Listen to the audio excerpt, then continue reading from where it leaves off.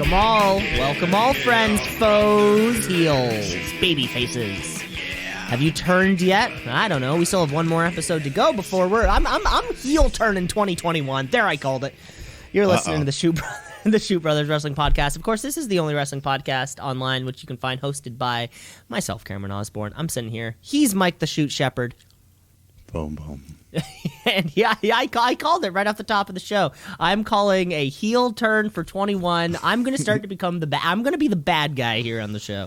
I'm going to be the one full of pessimism, I'm going to start marking out all the time about booking decisions and really kind of change the tone of the show.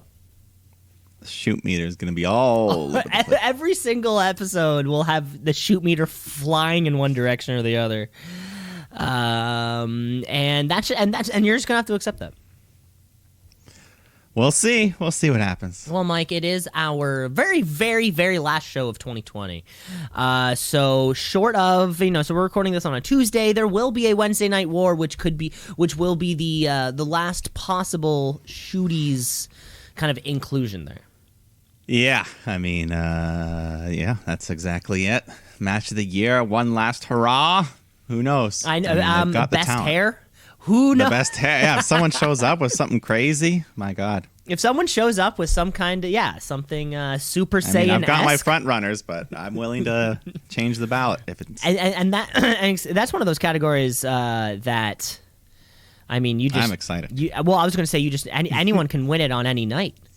Oh yeah, exactly. And it also, it's like even if you had the hair for one night, that one night could be the best hair ever for the whole year, like the match. Just for one night, one match, best hair ever. So of course, what do we have? We're doing like an opposite show this week, because usually I think our schedule works where we cover the main roster WWE stuff and then we move over to Wednesday night, but we're going to flip it up and we're going to kick off with the Wednesday Night War. But before we get to the Wednesday Night War, let's talk about Tweet of the Week. It's the Tweet of the Week. It's the Tweet of the Week. So, Mike, we're really burying the lead here. We're like 3 minutes in. Just because I don't want to say it. Because I don't think anyone it's already wants been to said. say it, Nobody else wants to say it.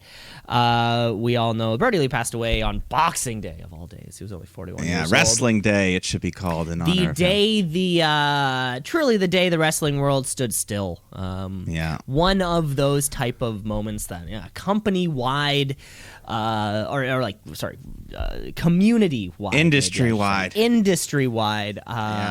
The thoughts and sentiments going out to Brodie Lee were incredible, and I just want to give the Tweet of the Week champion to Brodie Lee this week. Every single story and that was just shared about him was so nice. A lot of, some people were telling some personal stories about specific events or just hearing the consistency of everybody's thoughts about Brodie Lee.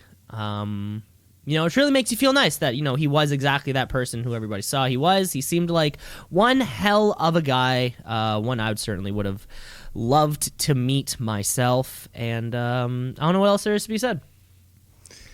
No, yeah, just overwhelming support from everyone, just saying what a good family man he was, and just everything. Bray Wyatt had a big, long post, very emotional, all these guys, everyone that was close with him. No, it was crazy. Just shocking is what it was, the whole thing. Yeah, it really was. It really was, Mike. You kind of broke that news to me, and then immediately, checked the Twitter landscape, and then kind of everything that followed. Yeah, it was a big moment. Of course, we wish the best towards him and all of his family, and all those sorts of things. I don't know what else you can say. No, yeah, it's just sadness, and obviously this week's Dynamite, they've shifted it all around. It's going to be a tribute episode to Brodie, and featuring all matches, or every match features guys from the Dark Order, and I'm sure it's just going to be an emotional night. Lots of little clips and tributes and interviews and tears, and it's going to be crazy. You should watch this week's Being the Elite if you haven't. Yeah. I knew I had to watch this one, for Brodie. It was great. hilarious compilation, all the outtakes and the bloopers, and the just him yelling, slapping guys around with the paper. And it's something that I've been watching Being the Elite this whole time, and it was just fun to hear like the behind the scenes stuff about it from John Silver. Guys like that. And every time when he starts laughing, he's like, "Are you crying? Are you crying? To try and hide it. Fuck. He has such a way of yelling. And if you haven't seen any of these Being the Elites, pretty much since the Exalted One came into the company, it was kind of like a few weeks after that. Then he was on BTE every week, and they're always in that little bar area of theirs. That's kind of like their little clubhouse on Being the Elite. Mm-hmm. And it's a lot of fun stuff. I think everyone should check out all those things and any old Brodie Lee matches if that's what tickles their fancy. Anyone that comes to mind for you? In regards to what? Oh, Brodie Lee match. Oh, Brodie Lee match? Yeah, I'll tell you. Well, I got to see one live at a Toronto house show back when they weren't doing tapings in Toronto still.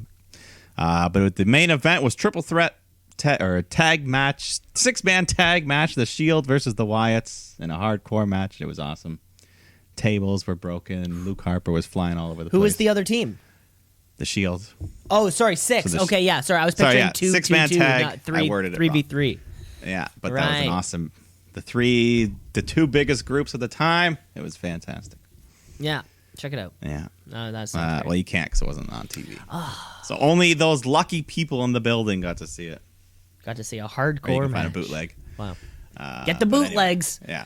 Where's Jim Cornette? He's got the bootlegs somewhere. Yeah. Also check out, if you want to watch one on TV, Dolph Ziggler versus Luke Harper, TLC. It's great. Oh, okay. I have seen clips of that in the past few days. Yeah, it's awesome. But that's that, man. Yeah. Well, I'm sure there'll be lots more to talk about. I'm sure we'll talk about it a little bit more in the next show, but let's move on for now, because, of course, we're talking Wednesday night here. The show is moving on. We're doing this reverse show. We're doing an Inception show. No, that's not quite how that works. Let's just talk about NXT.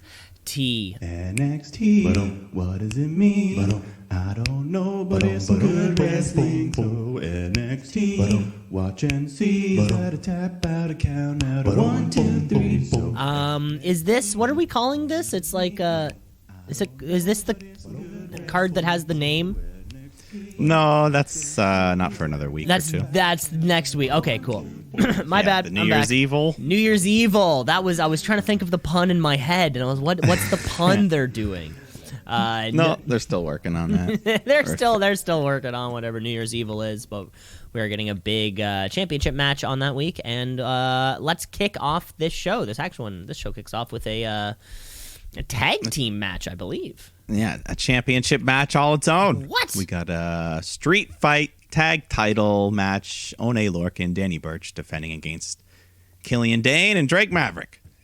I don't think they have a team name yet, right? Nope, no name yet. But they got the music. They got the funny shtick. the funny entrance shtick. Yeah, but they're not fooling around tonight. We got lots of weapons. People dropping onto chairs. Tables are broken. I think Drake or someone gets a hold of or rips off Drake's belt and just starts whipping him around with it. Dane gets knocked out. Oh yeah, at one point they have tables set up on the floor. Killian Dane gets knocked onto them, but he just kind of bounces off. I noticed 3 chairs that didn't break. Oh, when they were doing the table chair spot? This whole match. It was really weird. It was like they were like non-tricked tables. I don't know. I blame Dane for this one because he was being a bit of a pussy and just kind of like tried to fall too lightly on it. I saw him. Sorry, Dane. But anyways, Drake Maverick, he grabs his belt back and just starts whipping everyone around. But they hit a low blow on him. And they bring out the cricket bats. They hit Drake and hit a big double team DDT, get the win. The cricket bats. I like that's the that's their thing. Yeah, that's Lorcan and Burch's kendo stick. You think it would be Imperium's kendo stick? I mean, they're both. I mean, lots of people can like cricket over across the pond. That's a good point. Wait, are these guys British? I think they're not. Lorcan and Burch. Are they? I think they're UK. I think they're UK. Wow, God, that's a good question though. No, I'm pretty sure they are. Okay. Have you ever watched a match of cricket in your life? No, I saw cricket get played in the summertime in a You park. saw it live? Yeah, in a park. So just amateurs. Well, yeah, well, it's like a team, just like people would be playing soccer. No, I'm talking about the big leagues. When would there be an opportunity to go see I don't know. live cricket? I don't know. I was just wondering because I don't understand much about it at all. We've all seen clips, obviously, but I don't know the fucking rules. Yeah, I think you just got to look at the rules. There was a fight, which was the coolest part. A fight of my in personal cricket experience. That's weird. Well, I guess you're in Canada. Of course, it's a fight. There's gonna be a fight of some kind. They're playing cricket here in Canada. Yeah, that's about it. I'll let you know if I ever do go actually watch cricket. Okay. I don't even know why I asked. Doesn't matter. You're curious. You were curious. I'm curious. Yeah, You're sports. curious. We love talking sports on this show. It is a sports entertainment podcast, if nothing else. If nothing else. We're talking about sports that entertain us. So, I mean... And this was our Christmas week, of course. We were getting all our Christmas episodes out. So we go over to Christmas at the Gargano house. And they're all dressed up in their nice tacky Christmas sweaters. And find them on www.shop.com. Use promo code Gargano for 15% off your order. Yeah. And Johnny's sitting at the piano. I think they called him Gargano piano or something. Playing nice Christmas songs. Candace is acting like the mom. She's like, Johnny, kids want to open their presents. So Austin and Indy, they're all sitting under the tree, and Johnny does the dad thing. He's got the home video recorder, getting everything going, shaky hands, and Candace tells them we went all out. We don't want to disappoint you on our first Christmas as a family. So Austin Theory says, no way, Jose. And Gargano says, no, you don't say that name in this house. He had no way. It was his name, and where'd that get him? So a big reference to your buddy and favorite release jobber, No Way Jose. Did him and Johnny Gargano ever share the ring together? That's not. I don't know. Well, maybe he was on NXT for a bit, but God. I mean, that was a weird drop. Maybe he's coming back. I actively tried to not say the words "No Way Jose." I haven't thought about him once since the release. Even if you're speaking in Gargano or like they were in this, like in a tongue-in-cheek way, I tried to not put the words "No Way" and "Jose" together.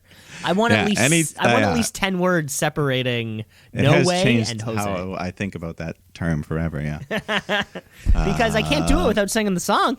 And the song's terrible. Yeah, it was funny, though. I like this it was a funny joke. Then Candace takes the cookies away from Austin, and he opens his present, which is a big container of Gargano Whey protein powder. And, of course, Whey spelled W-H-E-Y. Ha. We'll go back to them later. But in the meantime, Tyler Rust, Thatch student, or former Thatch student. I can't remember if they're in cahoots or not anymore. Yeah, who knows? But he's interviewed, and Malcolm Bivens shows up, who you may remember managed Indu Share briefly.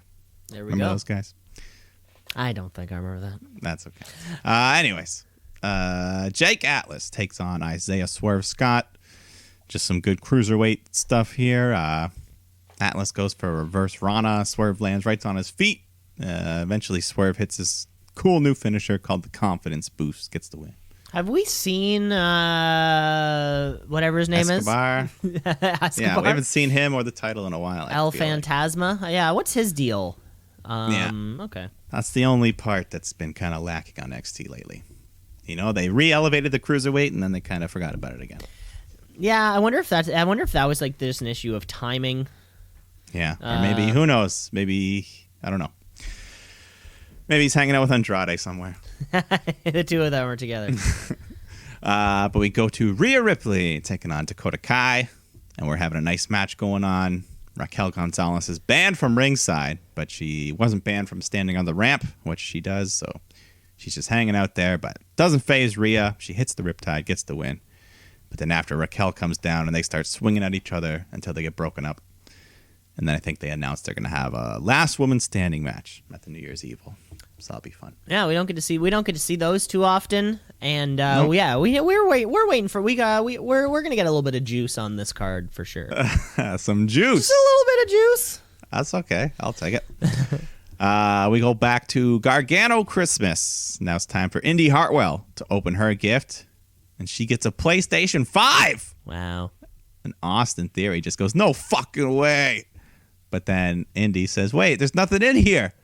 And Johnny says, well, the PS5 is mine. I gave you the box for dramatic effect because your real gift's way better. You've proven yourself loyal and worthy to take on the family nickname. I christen you Indie Wrestling. So she is touched. That's way better than a PS5. Candice says, we support you. We support Indie Wrestling. Wow. I like this. Yeah, I've never heard those words on a WWE program either. I support indie wrestling. It's funny. I like it.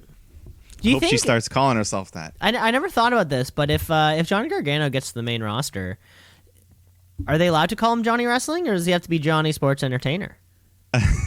I think Johnny Wrestling. He can't be Johnny Takeover though. He can't be Johnny Takeover anymore. Johnny Pay-Per-View. It doesn't have the it doesn't have the quite ring to it, and that's the problem. Yeah. Johnny Wrestling though. He's stuck down there until they can come up with a better nickname. Well, he likes being down there anyways. Yeah. He's raising his kids. Then we go back to our foreign film. Just kind of more of the same. Zaya, Boa, still just training hard until the master finally says enough. And they open their eyes, and this mysterious figure opens their eyes. And I'm guessing, hopefully, we'll get the big reveal at New Year's Evil. Hopefully. It's been too long. This week's and last week's, both nothing, like, it didn't change. Yeah. It's we're getting to, this is almost this isn't quite the Rowan Spider. We're not quite there yet. No. So hopefully, yeah, next week or the week after. Mm-hmm. Agreed. Then we go back to Bronson Reed taking on Ashanti the Adonis. Basically just a quick squash. Reed gets the win. Big splash. Yeah, that was cool. He's a big guy. Yeah. He's hovering around that North American title. Yeah, division. he was in that ladder match. Yeah. So yeah, I don't know. Maybe he was hurt. I don't know. He's been in. I don't know. But then Io Shirai comes out, calls out Tony Storm. But then we get the return of Mercedes Martinez, who shows up, attacks Io. So she's back. She was in Retribution for like 2 weeks. But good to have her back in NXT. She just beats Io all around, throws her into the announce table. Kind of unique. She throws her through the bottom of the announce table, just breaks through the side of it. You never see that. Yeah, that was weird. You never see that. And Io Shirai hasn't defended this title, or at least she didn't defend it at War Games. So it feels like she needs another title defense. Well, that's going to be it. Tony Storm and New Year's Evil. Boom. More Christmas at the Garganos. The final gift is for lovely Candice. She opens it up, and it's one of the mangled wheels from Shotzi's tank that she ran over those months ago, but she loves the gift. She's super happy. They finish off their Christmas with a nice family portrait, which Austin Theory botches by spraying protein powder all over the place. That was a nice little Christmas. Fun stuff. Austin Theory showed more personality in this skit than he has in like a year. Yeah, he actually, I guess, had the opportunity maybe to show his personality. Maybe that's what it was. That might be it as well. Yeah, I wonder. But yeah, I like it. I'm liking this pairing, this grouping. Yeah, these four. Mm-hmm. Yeah. Then we go to Timothy Thatcher, the Thatch Man, taking on Leon Ruff. Thatcher just in control for most of the match. Ruff gets a few moves in. But Thatch is beating up Leon, getting cocky. When Ruff rolls him up, gets a 3 count. So another big win for Leon. But Thatcher just beats him up until Ciampa comes out, attacks Thatcher. And then we find out some big news later. You and I, we wished for it, and we're getting it. Because Ciampa is taking on Thatcher in the fight pit at New Year's Evil. I'll see you in the fight pit. Dun dun dun dun dun. Great. Dun dun. Yeah. Dun, dun. The part 1 at TakeOver was awesome, so I think this is going to be an awesome follow-up. Yeah. Our second ever fight pit. The fight pit fight, whatever it is, it's like my favorite step, and we're finally getting to see it again. Yeah. They haven't overdone it, though. We've only had one, so once a year. Of course. Sounds And good. see, I like the idea that a stipulation belongs to a particular person. Like, this is Timothy Thatcher's fight pit. Like, if you had 2 other motherfuckers in the fight pit, like, what the hell does that mean? Nobody cares. This is the Thatch Man we're talking about here. Former NXT Tag Champion by proxy. with the very man he beat in the fight pit, Mr. Matt Riddle, of course. Now, does the Thatch Man have a reign under his belt, or was it like? I believe he does. It does count. I believe so. Ooh, not on the Wikipedia page though. It's not on the Wikipedia page? No, but I guess that would be the question, because I was like, he got it just so. It's weird because, I mean, there are some titles, like this year, I think, when New Day won the tag titles and Xavier wasn't even around, they still included him. Yeah, Xavier that's a Woods good point. Yeah, who knows? I don't know. It's weird. They make the rules. They can do whatever the hell they want with the. But I do try. I mean, Wikipedia is God, so I listen to them. No matter what my opinion is, they have the Wikipedia is God. Yeah, I agree. It's all knowing. Yeah, it's weaned out all the wrong information by this point. Like, don't use it on your grade 7 essay. But and even, you know what? Even then, you probably can get away with it. Just scroll to the bottom because all the references you need are right there. Don't say Wikipedia was my reference. Use their references. They're all right there, anyways. It's all cited. Cited. Dexter Loomis was just drawing more of the card for New Year's Evil throughout the show. He's a good artist. Mm-hmm. Yeah. Arya Davari takes on Tyler Rust. Just, Rust getting a little mini push here, I guess. They want something with him, I guess. I don't know. He hit some cool moves. This little front flip stunner thing and butterfly submission gets the win. Mm-hmm. Tyler Rust, anyway. We've seen him. I guess he was the one who was up at... he was the one who took on Ciampa a couple weeks ago and put on that really good match, right? Yeah. He kind of came out of nowhere, or at least, I don't know. He was the one I think Thatcher bullied, and now he's just doing his own thing. And yeah, however, it worked. Fucking worked for him. Yeah. The main event, Adam Cole versus Velveteen Dream, for whatever reason. I don't know. We haven't seen him. We barely see him. He's main eventing the show, but... yeah, odd. Yeah, I think they set it up earlier in the night when he was just kind of doing shit backstage, but... anyways, I don't mind the setup. Just, weird. Dream. The Velveteen Dream. Yeah, the fall from grace for that right man. Now? I don't know. Yeah. Anyways, I mean, the match was fine. It just... not much going on. Dream hits the Purple Rainmaker at one point, which used to be a match ender, but Cole kicks out of it, and then soon after hits the last shot, gets the win. Yeah, the Velveteen Dream's flamboyant style really lends to, I feel like, me being drawn into his matches. When the story has been built and the emotion, the stakes have been laid, and now I'm getting to see him perform this, right? Like, that is the Velveteen Dream that we're pretty much just used to, because he gets put into feuds. They're super emotional and really good, and then he has the match that resolves it. So just having Velveteen, it's almost like he's not a guy that can just be in a match. He can put on a just fine match. Yeah, but he's not like the AJ Styles or Daniel Bryan's where they can just... the story develops as the match is going because they're that damn good. Yeah, or maybe it's just not what we're used to yet, right? We're used to Velveteen Dreams in these long the long promos, the entrance, the ring gear that's always super cool and different. Like, we're used to this Velveteen Dream, so we're not used to just, hey, put on a good match, Velveteen Dream. Yeah, no, obviously the whole controversy with him this year kind of. Whether we don't know what's true, what's not. Nothing was criminally charged, but the whole thing has obviously soured him, and I don't know, just his whole character, his whole aura, everything is not nearly what it used to be. A future world champion, as we once called him. Oh yeah, you could probably go back to listen to earlier episode, probably. Mike, our very first wrestler of the week was both unanimously Velveteen Dream, on episode 1. So clearly, if you go back to episode 1, he was doing something right. Oh yeah, no, we both called him the wrestler of the week for some reason. So yeah, but you're exactly right. We've all cooled off on him, and I don't really know where to go with him. We don't know. I mean, the future. We don't know.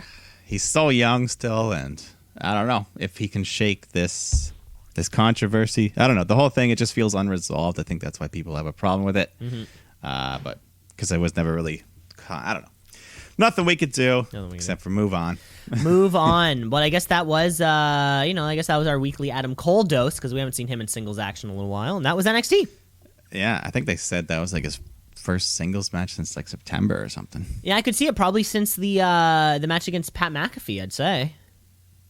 Yeah, that's a good point. Because I think he was off TV for a little bit, and now then kind of the War Games builds. So yeah, Kyle O'Reilly's been the one kind of stepping up as the new head of Undisputed Era. Lead. Yeah, the physical lead. I wonder why we're giving Adam Cole this a little bit of time off, but maybe everyone needs it, right? So he can come back hotter than ever. Yeah. But let's just move right on over to AEW Dynamite. AEW. All Elite. They coming for you, Vince. Better watch out. It's too sweet. The Holiday Bash. So they got the Christmas lights set up. They got the tree. All that nice stuff. Now, have you been checking out any of the other AEW stuff? They did a whole Christmas Story kind of remake. Yeah, I saw all the highlights of it. Like MJF was Ralphie, and that was pretty funny. Yeah, and they had who else was in there? Allie. Yeah, they were all doing little bits. Yeah, they were all doing the bits, which I remember you said you really liked that movie, and they were all like scenes that I remember from the movie. Oh yeah, like the Santa Claus kicking him down the slide. Yeah, or the snowball sandwich. I remember that one. Yeah. No, that was a lot of fun. I think this holiday edition, wasn't this the one that was like on after NBA or something? Yeah, this was on late. It was like 10:30 p.m. or something was when it started. I'm not sure if that's probably wasn't live. No, it may not have been. I really don't know, but I don't think so. But the show kicked off with Chris Jericho and MJF taking on Top Flight, and this is where I heard the Twitterverse blow up a bit, making fun of Chris Jericho. A lot of the carryovers, the people watching the NBA game tuned in. They're like, "Wow, what happened to Chris Jericho?" That's and I guess that is the money, that is the ratings decision to make. I'm sure they got great ratings. You put Jericho right after the NBA game, so people watching the NBA game say, "I remember Chris Jericho," and watch it. Unfortunately, it's like he obviously doesn't look the same. He's a little frumpy, I might have, maybe coming out with Sting would have been the right move. I think coming out with Sting would have been the right move. Like, holy shit, Sting's You're right. I would have thought that too. Yeah. But yeah, you can't. I mean, this isn't Monday Night Raw. We can't kick off our show with 30 minutes of talking. And overall, I mean, the people that tuned in, they probably aren't going to become. They were just checking it out anyways. Yeah, so. Exactly. Yeah. They weren't going to be watching. They get that like 25-minute ratings bump. Yeah, like okay, that's great. But anyways, this tag match was fun. Top Flight, these young guns trying to make a name for themselves here, but they don't have all the help on the outside like Inner Circle. But they putting up a good fight. But eventually, Jake Hager interferes behind the ref's back, allowing MJF to hit the Heat Seeker, get the win. And then afterwards, Hager cuts a promo saying, "We've won the last 2 weeks since we all came together. Everyone's here, done their job, except for one person, and it pisses me off. Where's Wardlow?" Oh, that's right. He's off on family business. But this is family business. So he's all pissed off. And he spoke to Tony Khan. And next week, we're getting Hager versus Wardlow, which will be delayed another week. Yeah, we're going to have that one delayed another week. But, yeah, so they're finally settling at it. I mean, something's got to give. If I have to pick between the two, I'm keeping Wardlow in the group at this point. At this point, yeah. At this point, Jake Hager came in with a lot of, it was like, oh my God, it's Jake Hager. But yeah, we haven't seen him do anything being the muscle of the Inner Circle. I don't know. I've been having a bad feeling about Chris Jericho the last month or so, month and a half, Mike, and I didn't want to have to say it. In regards to what? In regards to just, like his overall performance? How does he think he's doing in the ring? In the ring. Oh, yeah. His wrestling is not, yeah. He's declined, physically, and he's changed his style a bit. And he led the company for those first 145, 150 days, I bet, as, the inaugural AEW champion, and then, of course, being with the Inner Circle. I just wonder to myself, like, when does he just kind of stop? Well, he loves to drink and party. That's the thing. He likes to drink and party too much for a 50-year-old who's also trying to be a professional wrestler. And I'm worried that one of these things is going to, I don't know, something bad's going to happen.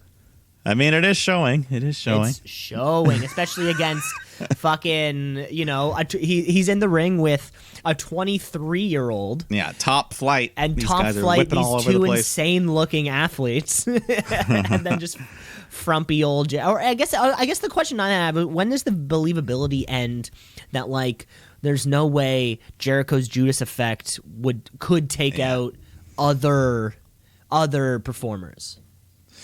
Yeah, I hear you. Yeah. I just want him to just cut back on just stop drinking beer.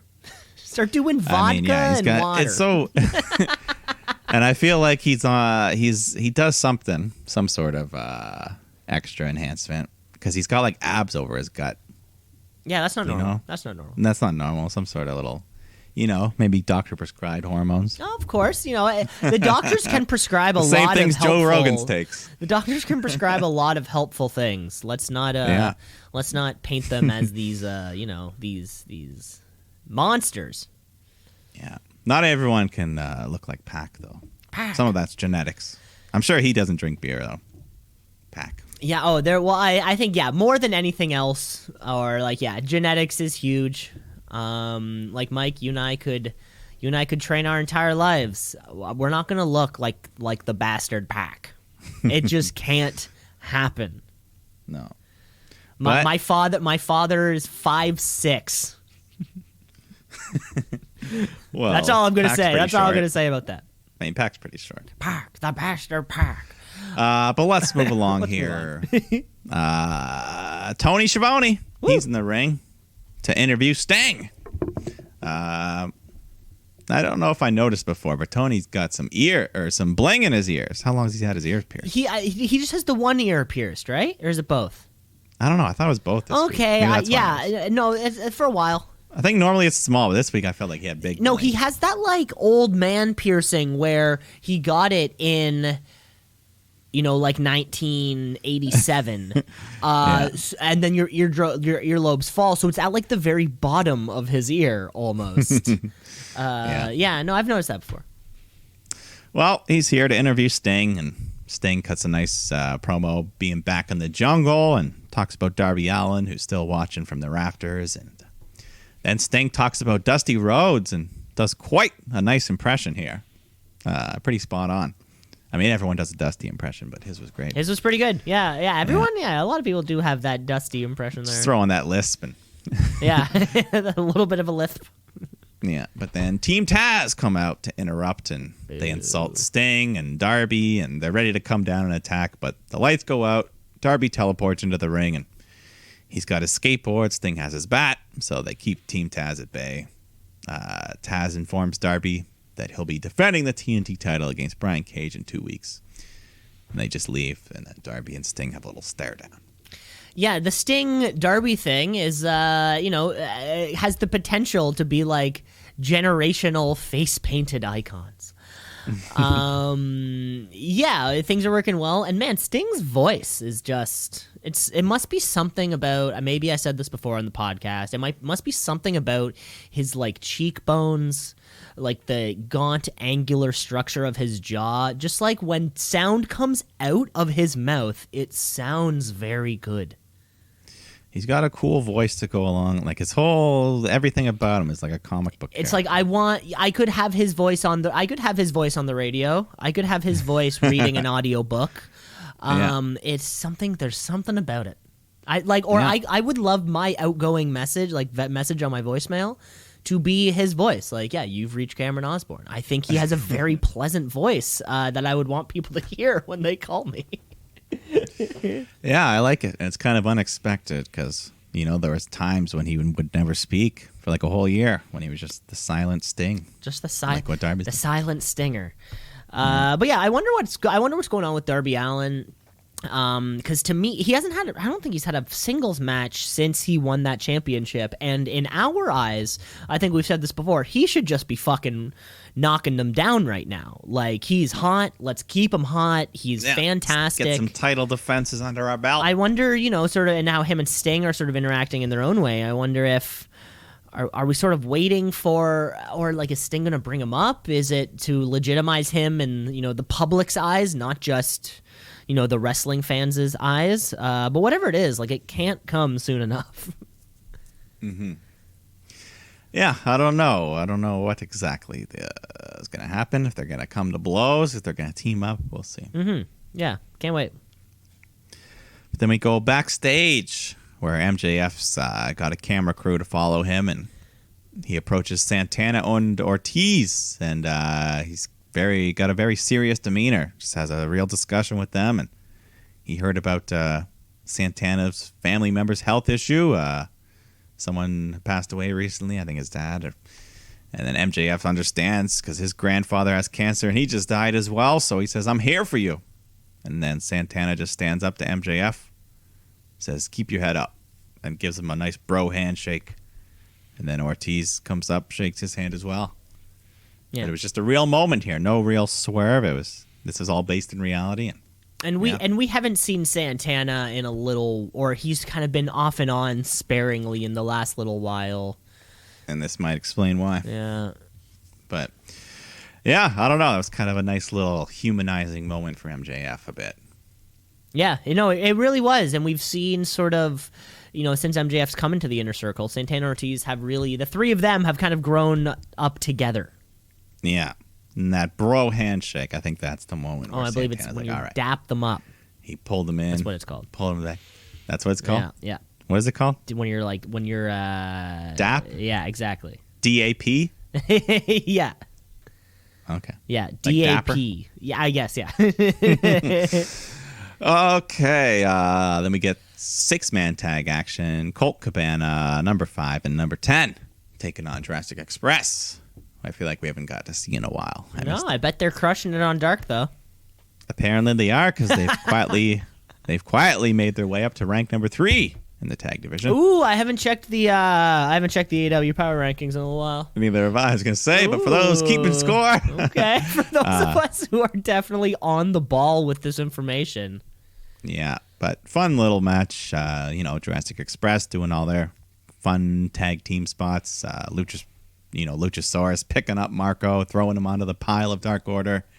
And then Lucha and Jungle Boy hit their awesome, I don't even know what to call it. It's like a backflip suplex into a powerbomb combo. He catches him midair, and that gets him the win. After the match, Tony goes to interview them, but FTR pop up on the Tron and cut a promo. You can always tell who's crushing it on Dark based on when someone just pops up on Dynamite. This is a Sean Spears situation.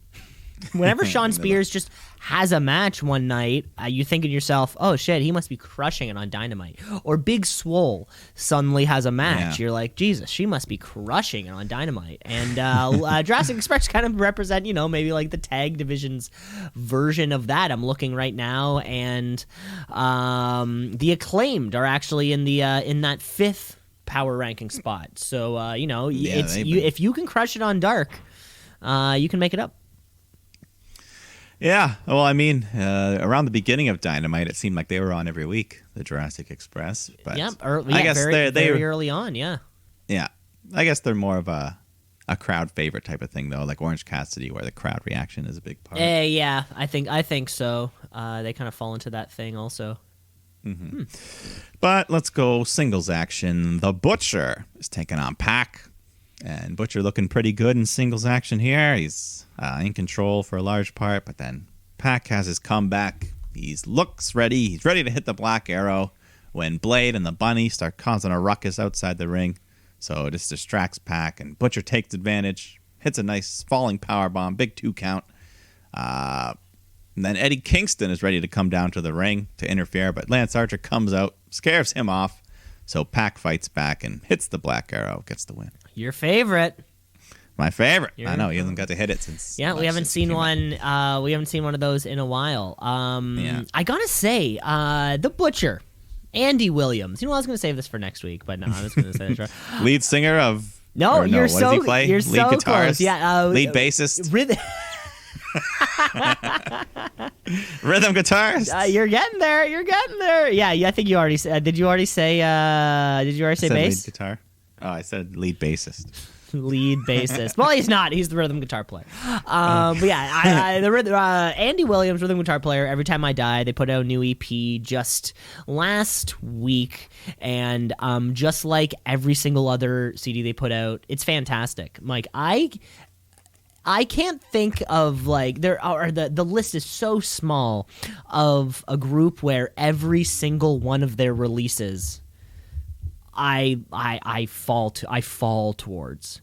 Even you could take a band like Blink-182. I do not like every single one of their CDs. I really don't. Oh, yeah, Every definitely. Time I Die, every single fucking thing they put out is just, and they have like 8 CDs at this. I don't know how they're doing it. But I was gonna say Andy Williams, the Butcher. I don't know if you've noticed. For me, he is a finalist for Most Improved Wrestler of the Year. He's faster than he was when he started. He feels more confident after that bunkhouse match. Yeah, I've sort of that was, seen him in this whole different light of taking, or taking bigger bumps, playing it a bit safer. And he's able to hang with the likes of Pac, who is that upper echelon of AEW. Yeah, no, I really liked it. Showing he can definitely go on his own. Yeah, very, very, very much so. Check out the new Every Time I Die EP. Or I think it's just a demo. It's just quick 2 songs. They're fucking fantastic. 2 songs. Wow. Yeah, that's fine. Well, we're pumping up to the big album. No, that's fine. Yeah. Backstage, Jade Cargill, who we're still waiting to see in action, cuts a promo on Brandy. Now you're pregnant just to get away from fighting me, but I'll take care of the division while you're gone. So you better find me a worthy opponent, because I'm tired of this shit. So hopefully we do get to see her soon. Yeah, or whatever that might be. I want to see what she can do. Yeah, we're gonna have to see. We're gonna see what happens there. Yeah. But then Tony Schiavone interviews Kip Sabian, Penelope Ford, and Miro about the upcoming wedding, because they're still doing that. That's still happening. It's still happening. Yeah. It wasn't just a gimmick to call Miro the best man. But they're ready to finally announce the date when the Best Friends and Orange Cassidy music hits. But they don't come out. It was a fake out from Kip and Miro as they play footage of Trent being loaded into an ambulance in the parking lot. He's been attacked, which apparently is to cover for a real-life injury, so he might be out for a little bit. A partially torn pectoral, I believe I heard. That's what happened to Triple H in Saudi. Not Saudi. I do remember that, yeah. Yeah. But then they give us the real wedding date announcement, February 3rd. So we're really looking ahead to the future, which is a special beach break episode of Dynamite. Which, looking ahead into the future, a month and a bit. But, in terms of wedding planning. I guess wedding planning. This is fast. We need to plan a wedding in a month. This needs to be Penelope Ford's dream wedding, by the way. Because you only get one of those. Well, hopefully. But Beach Break, that's the name of Orange Cassidy's finisher. So how does he factor into this Is that episode? Or that's one of them. I mean, he does the orange punch, but he does that other move, the Beach Break. Oh, I forgot about that. Where you lifts them upside down. I don't know. Maybe it's just fun because they can't use Bash at the Beach. Yeah, I can't use Bash at the Beach. I'm sure they tried other things. Body Break was obviously taken. So they had to go for Beach Break. Beach, Body Break. They tried them all. Yeah. Let's go back to the ring. Evil Uno is taking on Dustin Rhodes. The match was fine. I think Uno hits a nice pile driver at one point, but Dustin kicks out, fights back, and hits a running bulldog to get the win. For the second week in a row or something. Yeah, I don't like this. I don't like this. What is this? I'm glad this you is not also a finishing noticed move. This is not a finishing move. But it's not apparently. I feel like, and I feel like we're kind of 2 weeks in now, and there's been some kind of miscommunication. We're going over time, and it just happens to be I feel like he's doing this and he wants to win with this. I don't know why. I don't know what. Maybe Uno's too big. He couldn't lift him up for the final cut or whatever he calls Emergency shooty category. We have finisher of the year. We should have worst finisher of the year. Well, I think this might already be the bulldog might be the winner. This isn't quite Hogan leg drop, because of course the Hogan / Nia Jax leg drop. At least Hogan's has decades of legitimacy behind it to put it over. Which if you can pin Andre the Giant with which it. certainly adds to the devastation of it all, right? But yeah, this one's bad. I mean, yeah. I don't know. I think it was on purpose, but if it happens one more time, if it happens one more time, I will have to concede that it's on purpose. The first time felt like an accident. Terrible finish. Yeah, the first time, like, okay, there was just a fluke. Second time, but this feels this like seemed blatant. Yeah, it was a one-on-one match this time. That's so weird. Yeah. But anyways, afterwards, Uno is on his knees asking for Dustin to join the Dark Order, and he extends his hand. But Dustin sticks out a middle finger and hits him, so Stu Grayson jumps in, and they beat him up, and then QT Marshall and Lee Johnson save him. For the save. Then I think Hikaru Shida gets interviewed. Abaddon attacks her. But Hikaru Shida's then got a match. She's taking on Alex Gracia. Yeah, I was going to say Gracia, but yeah, it could be one of those. Yeah. But Hikaru Shida on a 22-match winning streak. Again. Only one loss all fucking year. dark. Yeah, Pam must be. But Shida, she's dominating the match when Abaddon appears at ringside. Shida attacks her, then goes back to Gracia, hits the Falcon Arrow, gets a 3 count. And then afterwards, she goes back over to Abaddon, who rises up and attacks. She holds Shida against the guardrail and then pulls a Shayna Baszler by biting Shida's neck. So she just clutches at her neck where there's blood all over herself as Abaddon leaves. You know what's crazy to think about? What? That was like 8 months ago. That was this year. That was feels this like forever year. ago. I know. Yeah, we've had two neck bites in the same year. Shayna Baszler bit Becky Lynch less than 10 months ago. It was like in February or something. Yeah. So fucking weird. You're right. Another crazy stat I just heard was at this point there's been like 2 times the amount of no fan dynamites as there have been with fans. Yeah, I guess they really had October to March. Yeah. Well, I guess they were able to. I guess what Dynamite has at least going for them. Is a little bit of the fans, partial fans. I don't know if you've checked out any of the. I'm sure you've watched a couple of the past Raptors games or whatever it is, but the cities down there who are able to have fans. Oh yeah, some of them have 5,000. The Magic, I think they have the most. Orlando, they're allowed to have 4,000 fans, which is like 26.5% capacity. But the Raptors are allowed 3,000 max. So it definitely makes all the difference. Yeah, but they're in a weird position because it's like they're not their home fans. I did see on an AEW. I mean, there's gonna be some there. I did see on an AEW just kind of like social media blast release. It was a thing like a bunch of new tickets were added to this week's Dynamite. So I don't know. I don't know if that means they're being allowed to let more people there or whatever. But we'll see. We'll see. But let's go to the main events of the evening. We got a tag team championship match. The Young Bucks defending against the Acclaimed, who we mentioned on the rise. Mm-hmm. But, rankings don't matter that much because they're getting a title shot here. They're only 5th. But, you can't follow them too closely. It wouldn't be as fun that way. No. But anyways, yeah, fun match. Good tag action here. The Acclaimed just showing the future of the division, putting up a good fight. But then Nick Jackson just starts going super kick crazy, hitting everyone. But then he accidentally knocks the ref out. So while he's out, the Acclaimed, they hit a low blow, followed by a shot to the head with the boombox. They go for the pin as another ref runs down. The ref goes to make the count, but Nick kicks out. So the Bucks fight back. Bowens gets powerbombed through the timekeeper's table. And then Caster gets hit with the BTE trigger. And that gets the Bucks the win, retain the titles.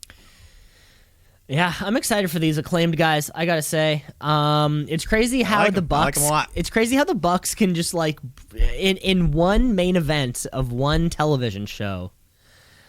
You can bring up a performer or a team or whoever, and that's all you need. And sometimes it works, sometimes it doesn't. I mean, this was the Acclaim's first fucking damn main event. Yeah, they had to hold up their end of the bargain. Of course, right? But and what that means for just for the Acclaimed kind of going forward, right? Yeah, you take the loss, but no more admirable of a defeat than when you lose to the Young Bucks in a pretty damn good main event.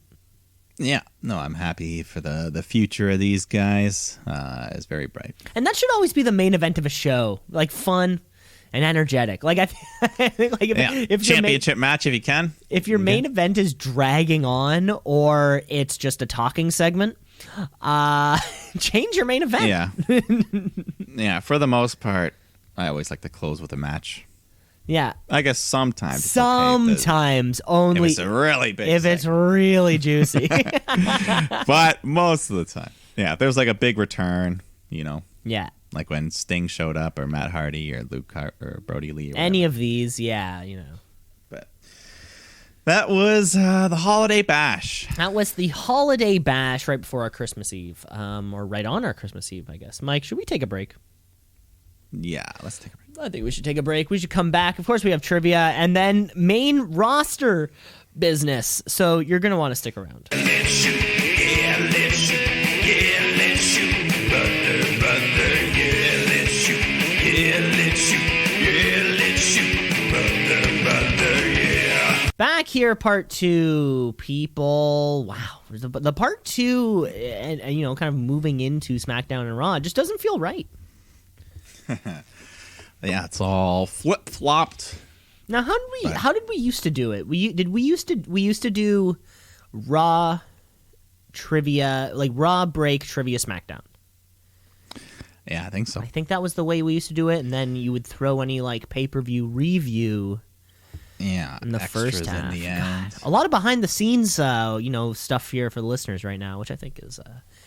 Which is important, because we struggle with these things just as much as the listener does, right? The listener's thinking to themselves, like, oh, it's fucking Christmas Day, and I have to watch SmackDown? Like, I can't keep up. I mean, you don't have to. No. Well, I guess no one's got a gun to your head, but still, someone's got to watch it. I mean, you could have waited till Sunday if you wanted to. Wait past, yeah, I guess you could have waited past Boxing Day. Taking another day off and then kind of caught all up. Unwind and you're ready to go. Well, what if you have cable and no internet? You have to watch. Well, and then you're just absurd. You're just absurd. And then you got to watch. Or you're my grandmother. Then you got to watch Nikki Cross and Peyton Royce on Main Event. Did that happen this week? Yeah, Nikki Cross has been cruising all over Main Event. Taking on Lacey Evans, taking on Peyton Royce, then taking on Lacey Evans with Peyton Royce in the corner. She's bouncing around down there. I missed her. Yeah. Who knows?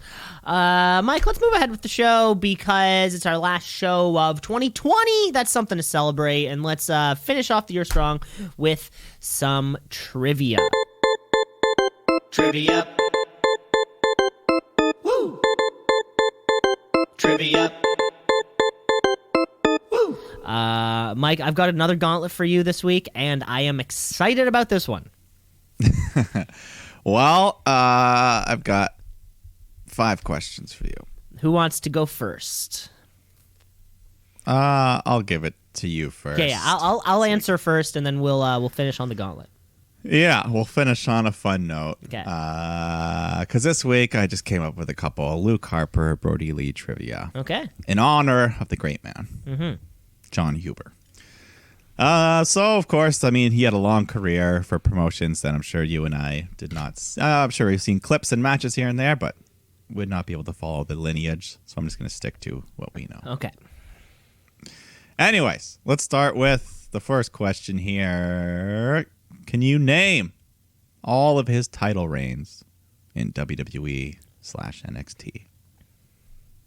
So basically, which titles did he win and how many times? Okay. He won the Intercontinental Championship once. He won the NXT Championship once. Oh, sorry, the NXT Tag Team Championship once. Yeah. And with then who? With I'm going to say with Bray Wyatt on this one. And then he is a 2-time SmackDown Tag Team Champion. One under the fucking Bludgeon Brothers won it. Definitely won it once. And then I think the other one was with the Man, Randy Orton. Final answers. Okay, so you pretty much got everything. One little detail was off, but I'll tell you. Okay. So the NXT, he did win the tag titles, but it was with Eric Rowan. It was not with Rowan? Yeah. I was... yeah. But yeah, everything else was correct. The SmackDown tag titles, him, Orton, and Bray all shared the titles, the three of them, like New Day. It was one of those. Okay. But yeah, you got all the ones, all the actual belts you got correct. So you know So what? there you go. I can't picture Eric Rowan in NXT. Maybe I think that's what it was. I mean, it was the early days of NXT. Of course. Like the guys they beat for the titles you haven't even heard of. I wouldn't even be able to name them off the trivia. Oh, God. You'd have to look it up. Anyways, next question. So we're going back to the SmackDown era. Okay. Harper, Randy Orton, Wyatt, they're teaming up. Who did they defeat to win those SmackDown tag titles? I'm only going to say this because I think I know this, which is why I'm going to say it, because it's the very first thing I think of, and if I sit on it any longer, I'm gonna regret it. So I have to go with my gut. Did they beat Rhino and Heath Slater? Oh wow, that is a great answer. That's correct. Yeah. How did you remember so specifically? How I feel as though I've seen it before, because I know they were the two first champions, like when it was on SmackDown. Yeah, and Slater and Rhino were the first, and then this was the second. And then I picture the brands. I picture them not being champions for very long, and then I picture Randy, and then the Elimination Chamber with Bray, and then I kind of picture. Yeah, I think this was right around the time you jumped into the wrestling. And maybe that's what it was. Yeah, it was one of my first Randy Orton. Yeah. Randy Orton teaming up with Bray Wyatt and the Wyatt family. It was cool too. Was for a little my while. first moment, because he wore the vest with like the little name tag on it. Yeah. Like he was like a blue collar car mechanic or something. He still didn't wear pants, but I think that's what transitioned him to the sweater vest. oh, that was the transition to full sweater vest. Because he wasn't always a vest guy. No. He used to just come out with his trunks, and that was it. Huh. But anyways, you got that. Great answer. Thank you. That's one of the more obscure teams in the SmackDown tag title lineage. But now let's move over, because he did win the tag titles again with Eric Rowan as the Bludgeon Brothers, as you identified. But who did they defeat to win the tag titles? Yeah, now this one falls into the realm of obscurity for me. Talking about tag team main wrestling, or tag team wrestling on the main roster. Mm-hmm. God, that's not something I remember too often. SmackDown. This would have been okay. It's not as obscure as Kurt Hawkins, because I think his was the Raw Championship, so it's not that obscure. It could just be one of those fucking as low as the Bar or the Usos. Or the New Day. I mean, I picture it happening at Mania, but I'm just gonna guess one of those things. I'm gonna say it was the Bar. Well, you were in the ballpark. It was one of those teams, but it was the Usos. Yeah. But That's cool. Yeah, that was, I guess in an odd way, it was harder to guess because it was during that era where all those teams were just kind of, having good matches, but just sharing the titles. They were all sharing the titles like across both SmackDown and Raw. Also, like when the teams would get traded and shit like that. So it's just like, oh my god, they were all champions of both multiple times. Fuck. But I feel like throughout both titles' histories, I feel like SmackDown's kept it more prestigious. Like they haven't had the B team, they haven't had the Slater. Yeah, they didn't have the Slater Hawkins either. Yeah. Okay, moving on to the world of AEW. Okay. He, of course, won the TNT title. I'm not going to ask you that. But we know who he beat as well. He beat Cody, but can you tell me how long did it take him to defeat Cody within 10 seconds of the answer? Yeah, within 10 seconds. How long was that was match? Fast, too. Where he won the title. And that's what was so cool about it. Now, it wasn't a squash. It was like close to a squash, though. It was like a Goldberg, like a little Goldberg plus, where maybe there was like a segment of offense, or sorry, by the other guy. I'm gonna say it happened like under 5 minutes, though. I think, or maybe like right around 5 minutes. We're gonna say 4. Oh fuck yeah! You got to be within 10. Within 10 seconds of it. That's what's so hard. I'm gonna say 5.5 minutes. 5 minutes and 30 seconds. 5 minutes, 30 seconds. Yeah. The time we were looking for was 3 minutes, 10 seconds. Yeah, you know what? I even went longer. Yeah, it really did Yeah. not last long. That's sick. But he did. Yeah, Cody got a couple moves in. But yeah, Brodie mostly just dominated him and won his only title. And we're very happy that he did. He Yeah. will forever be in the history books as a champion Of course. in AEW. Yeah. Okay, my final question. I think now looking back, I should have ended with that question because it's probably the best. I think you might get this next one. Okay. Anyways, because we're moving back to WWE, I should have just kept it. But anyways, the only one I didn't cover yet. Who did Luke Harper defeat to win his first and only singles title, the Intercontinental title? Yeah, I don't know this one. I know he had the match against Dolph Ziggler because I saw it on the various things. I can't really peg who the Intercontinental Champion around that time would be. It could be Ziggler. You know, I'm gonna say it was the Miz. The Miz. That's a good guess, but it was Dolph Ziggler. I was Ziggler. Was that match? Did he beat him? Did he win the belt? No, I think he against that beat match? him for it, and then he was defending in that match. But still, a very underrated little run he had. Kind of forgotten by history sometimes, Yeah. but not anymore. Oh, that's cool.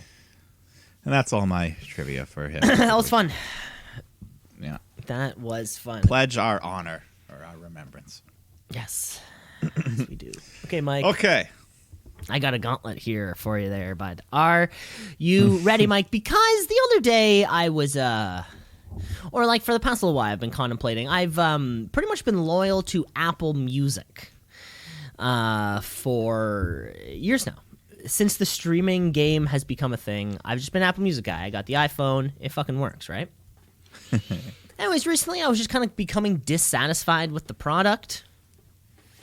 Contemplated the move to other streaming services, sort of what the other options are out there, right, Mike? So I've decided I'm a new customer of Spotify Entertainment. Just so you know, but as I was getting rid of my Apple Music all works on a cloud-based kind of thing.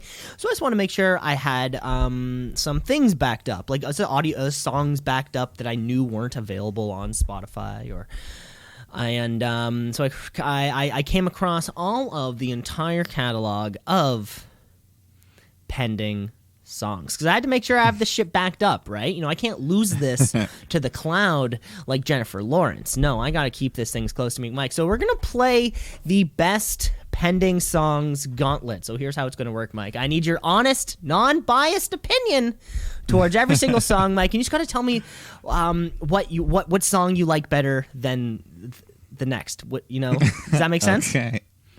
Of course. You know, of course, I'll you can try to consider explain some consider reasoning. the part in which you played, the audience reaction, Of course, I'll consider all things. all possible things, right? Okay, Mike. Yeah. So first coming off the and she said the first song coming out was Birds. Birds. Yeah. Birds. Classic pending song. But right behind it, Denver's Old Cafe. Denver and Birds. Very different songs. Very different, but in some ways a bit similar, I would say. You know, I feel they were more the later half of pending catalog. Mm-hmm. You know, Okay. not that it was only a couple year run, anyways, but It was the second of the 2 years. yeah, I feel Denver is it's a very simple song for me to play. That doesn't make it a bad song. It's catchy. It's like an indie style, but yeah, one of my easiest songs to play. Birds is fun. Birds is interesting. A lot of cool, unique parts. I really love James's singing in that song is great. The chorus, as you led in with there, one of his great high notes. Overall, I think I give the edge to Birds. Birds getting the edge. I like Birds. There's some fun little guitar parts I get to play in the middle, and Yeah. Denver's fun. It's got the nice backing chorus with Sam that we don't hear on too many songs. But Birds will move on. It'll fly. Birds Or it'll stay fly. in there. Birds fly on to the next round. But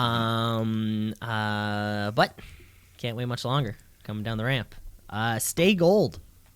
Stay Gold. I think this was more earlier pending.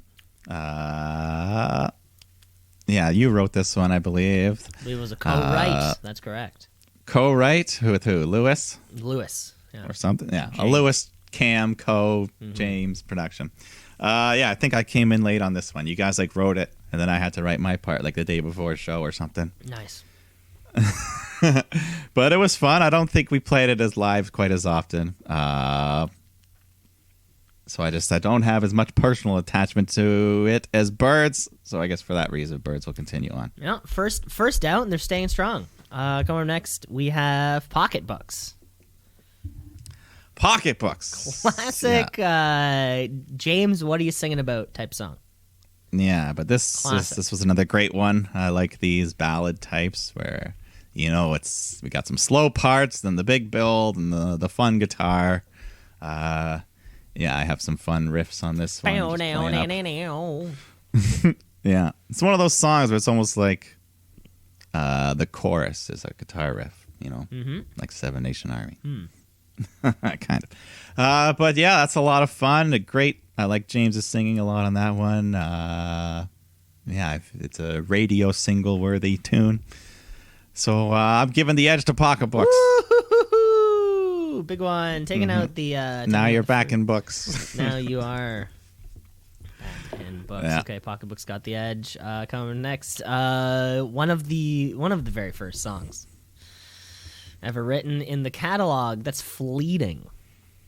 Fleeting. Okay.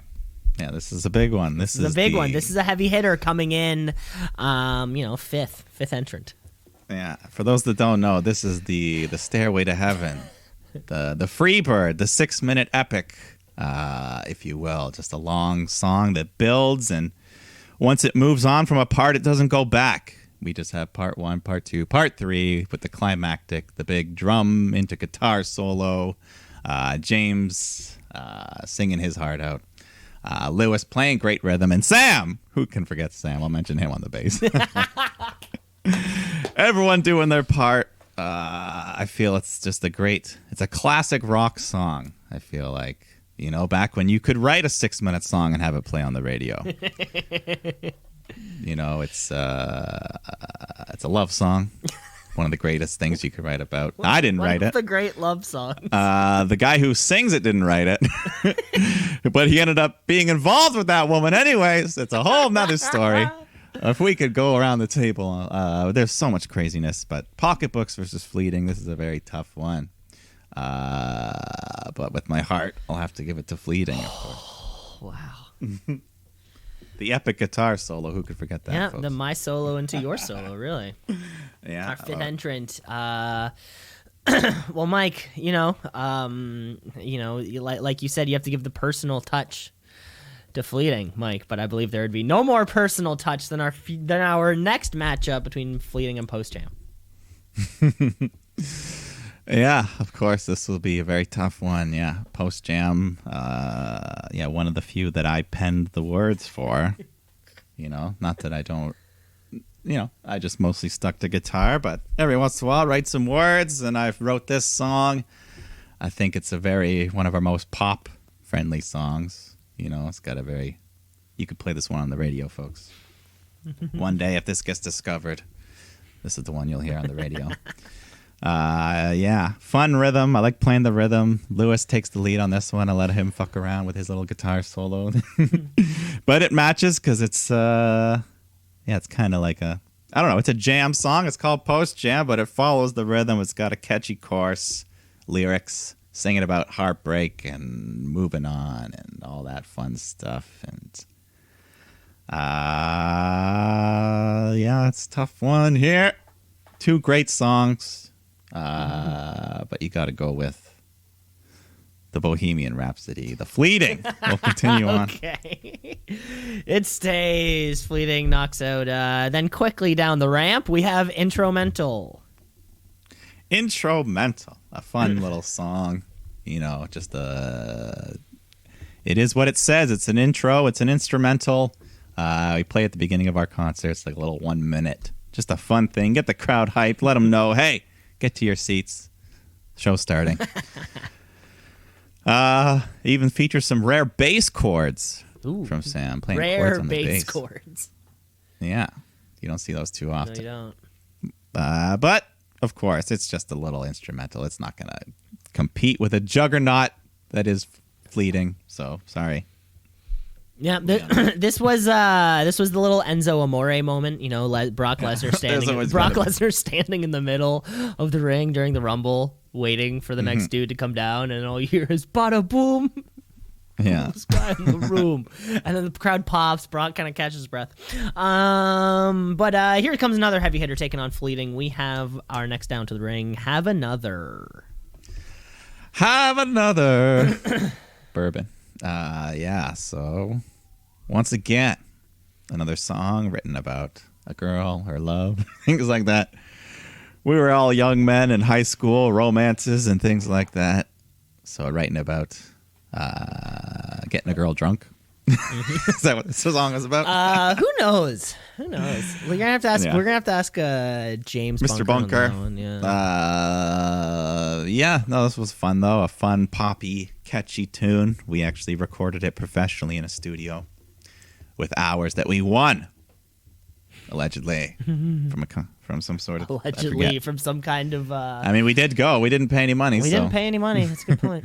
We recorded a track. It was a lot of fun, but it was not legendary. So Fleeting will continue on. Wow. I think it's just gonna walk away with it at this point. Coming up next, Summer Road. Summer Road. Yeah, just a simple bluesy jam song. Fun to fuck around with, but yeah, one of the maybe the very first Pending song ever. I think it was. I think it was. Well, this and Fleeting were the first two. Yeah, but just a fun little blues jam, but cannot compete. It's out. It's out. Our last to the ring. We have Cup of Cauldron. Cup of Cauldron. I really like this song a lot. Can Cup of Cauldron find within them? Let's find out. You know, I'd put it in a top 5, Cup of Cauldron. I'd put it up there. It's definitely one of our heaviest songs. You know, I felt I myself am a more heavier. You know, I like metal. I like hard rock. Mm-hmm. You know, I think Pending wasn't quite as much as that. More softer style, more Lewis, softer strings. But Cup of Cauldron, we got to do some heavy shit at the end. You know, you're going crazy on the drums. I'm doing some fun stuff on the guitar, wailing away. Yeah, it's an interesting song too. Like the way I don't know. Just like the timing of it and the lyrics. James is singing, "The ships went sailing." Yeah, and so it is a weird I song. always like this. And like the way you're drumming is like some cool little pattern. Yeah, that's a fun one. A very unique one. But yeah, I think we'll have to give the final thing to Fleeting. It's the legend. Wow. It's the winner. The champion. That's all there is to it. Wow. Fleeting comes home. Yeah, possibly the second song we ever wrote. That just shows you. You know, I think Aerosmith's first hit was Dream On, and I think still They're still making money on it.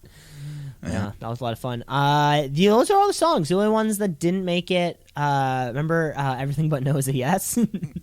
There was that song, Yeah, but that never and, really, I don't think it was ever like a thing. It was never like a song, you know? I mean, we played it. Maybe once at a party. That would have been like the very last Pending song. Yeah. If such a thing existed. That was everything, eh? Yep. Yeah, I guess we had other ones that we worked on, but never really. Yeah, those were all the songs There's one that I yesterday. would call... Remember Yesterday? I don't remember yet. Yesterday No. was the day. Yesterday I don't remember that song. was the day. We wrote it, and then I don't think we ever did much. Oh, shit. I don't even remember that at all. And then there was also that. Yeah. I remember that. It's like. Then there was also the joke song. We wrote a joke song. It was like "Love Yourself." Yeah, the joke songs don't count. Or the... but it would be the secret song if we actually recorded it. or the... love yourself. What was the Jesus Isn't Real song? There's that song. Oh, yeah. That was like a late... Yeah, I think that might have been post-Pending. It was Sam's basement. Who knows? Who knows what it was? Anyways, that was trivia. That was a lot of fun. That was fun. Nobody will know what we're talking about. Nobody will know what we're link talking them. about. So let's get to something that people know what we're talking about. Of course, that's right. We're talking about SmackDown Live. Okay, folks, it's Friday night. It's time for SmackDown Live. It used to be on Tuesday, but then I think it was on Friday before, though. No, wait. They used to film it on a Thursday and then release it. It's just SmackDown Live. Maybe we can sweeten some of the episodes with some pending music. Yeah, it's not. It definitely doesn't fall under anything copyright. We own the rights. Yeah, we're not going to get flagged for it. No. But we're talking SmackDown Live because we're 5 days removed from our previous TLC. Our bodies are still recovering. But it's Christmas. But it's Christmas time, so we gotta do something big. So why not kick off the night with something huge?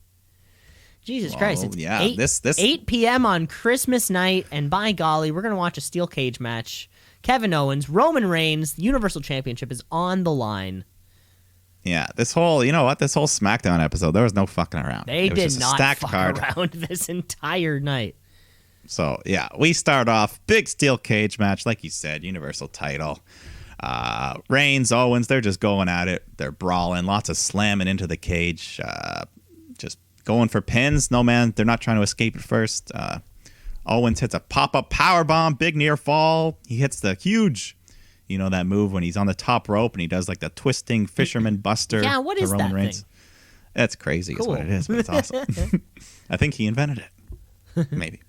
But then after Reigns hits a Superman punch, Owens kicks out of that. So Roman locks in the guillotine. Owens is like stuck between the cage and the ropes, but then he uses that to his advantage, just pulls Reigns down, chokes him on the ropes. So he gets up, hits the stunner for another big near fall. So they were giving out all.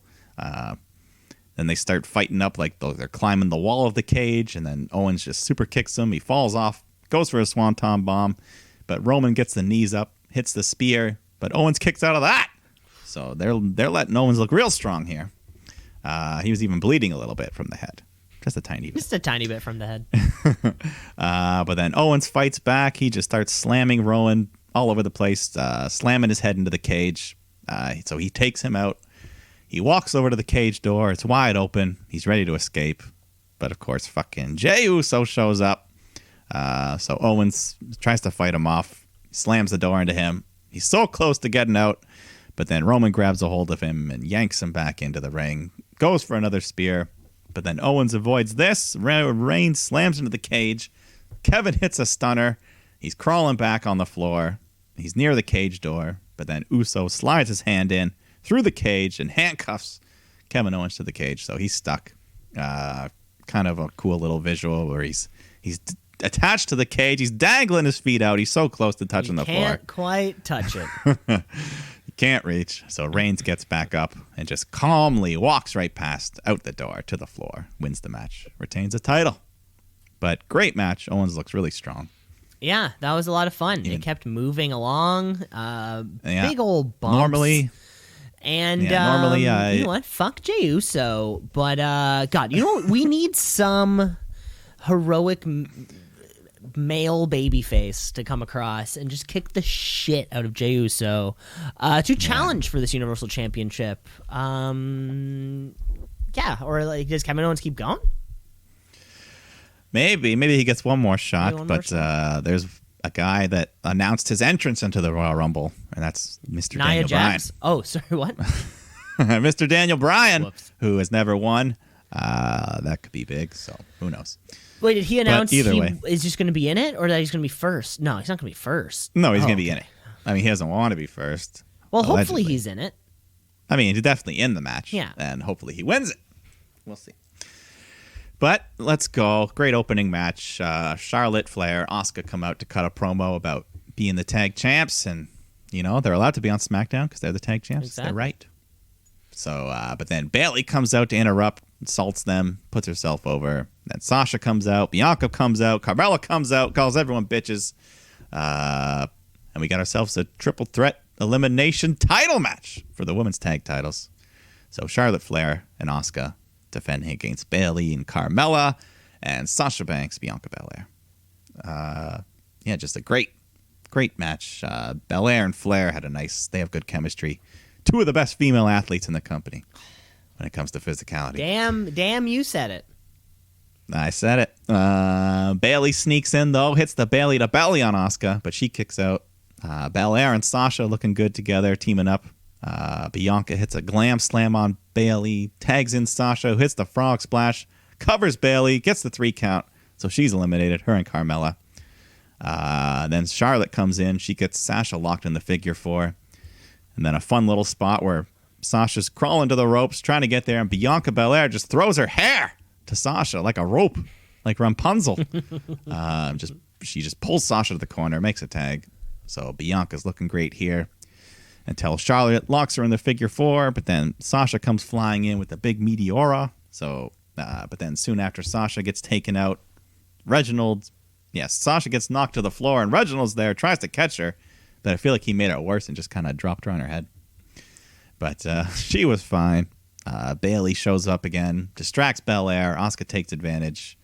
And I think eventually Asuka hits a code breaker. Charlotte hits the natural selection, pins them, retains the titles. But fun match. Retains.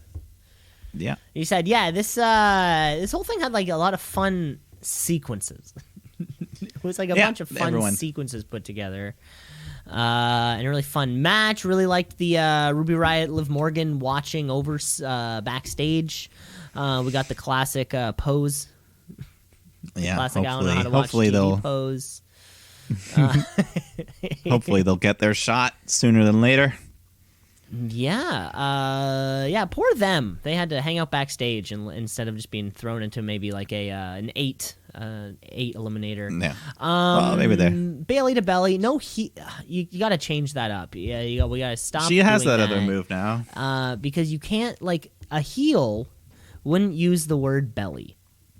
A heel would call it a stomach or your gut. I don't know. Yeah. You shot me in the belly. Yeah.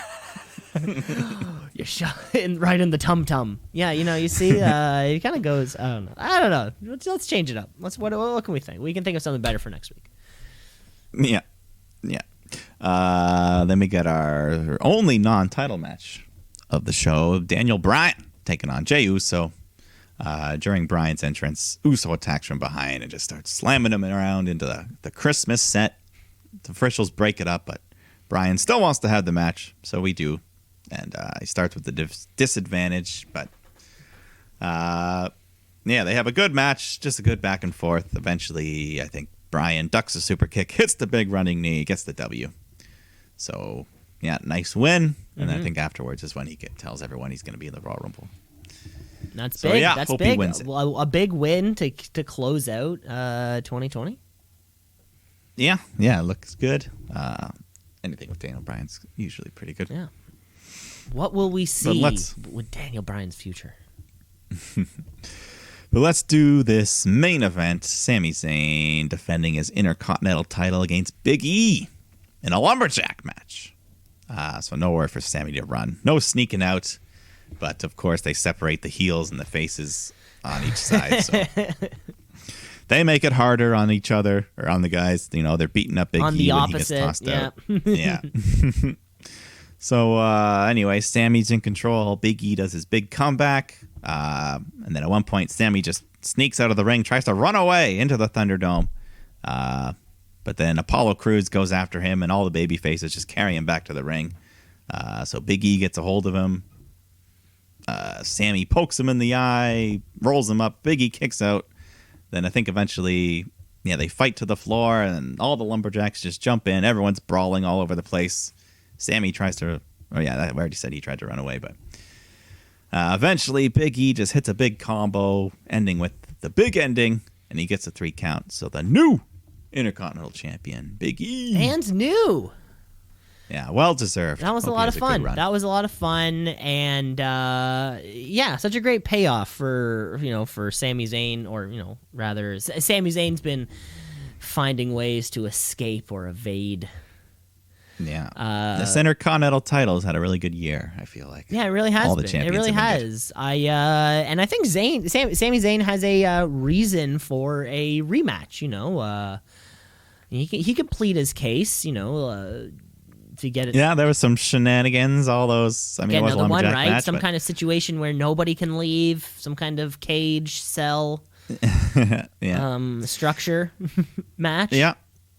But yeah, great ending, great match. The baby faces, they all lift Big E up on the shoulders and confetti rays down as we end our Christmas and our SmackDown, our last of the year in a fun way. Last SmackDown of the year. I think we were thinking, or we kind of had our thought earlier on that, Big E would kind of be next in line to take on Roman Reigns, but with Big E winning here, kind of feels like it would change that. Yeah, at least in the meantime. But overall, I think this was a damn good episode of SmackDown. Want to be one of the best of the year. Just no bullshit, just 4 great matches. When there's 3 no title bullshit, matches. look what can happen when you bring Charlotte Flair back. Suddenly, you have like one of the better shows that you've had in a year. Yeah, I mean, if you want it to be it's Christmas, you want to have a positive overall vibe to the show, and apparently it did huge viewership numbers, over 3.3 million. Oh, really? Which was the biggest of 2020. I think SmackDown normally only does like 2 million or something. So Wow. Lots of people watching. The first hour, over 4 million.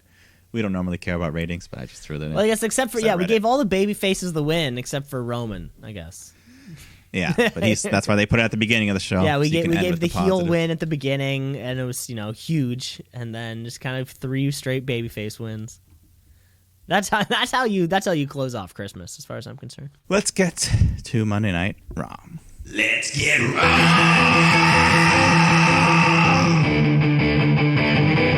Let's get raw.